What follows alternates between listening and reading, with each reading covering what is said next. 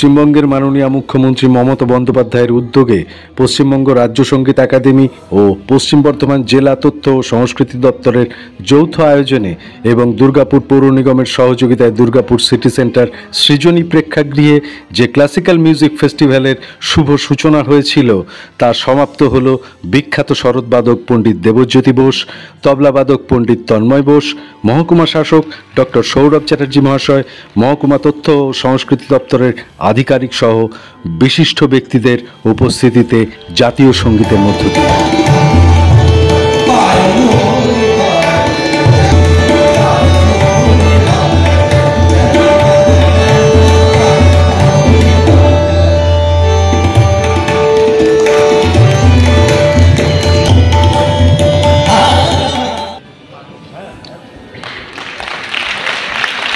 দুর্গাপুরের মানুষের কাছে কিন্তু স্মরণীয় মুহূর্ত এবং আরো বেশি স্মরণীয় আমরা করে রাখবো আমাদের করতালি যেন না থামে।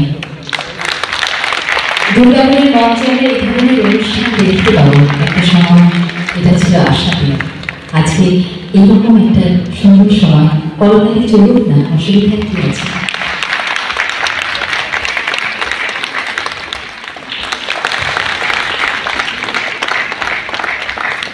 মঞ্চ করে রয়েছেন পণ্ডিত দেবজ্যোতি বোস এবং পণ্ডিত Tanmoy Bose.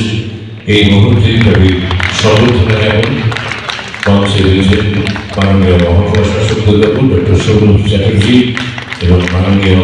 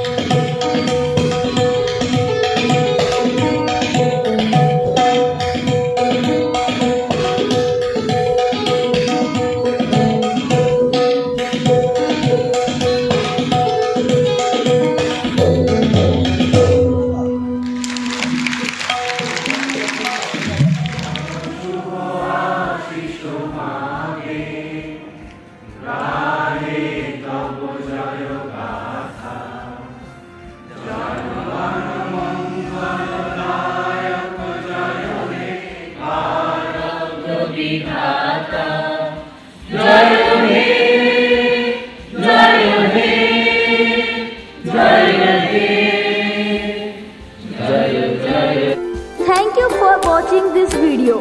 Like and share our video and please subscribe our channel.